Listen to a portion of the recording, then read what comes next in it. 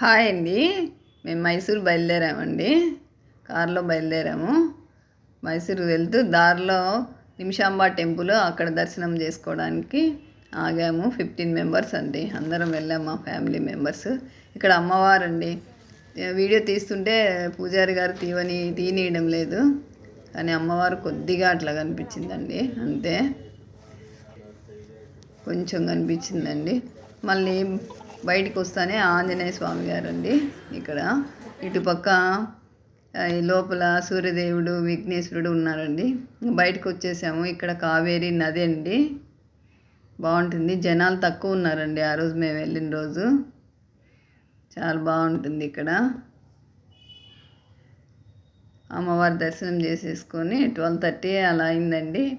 ఇంకా బయలుదేరాము మేము.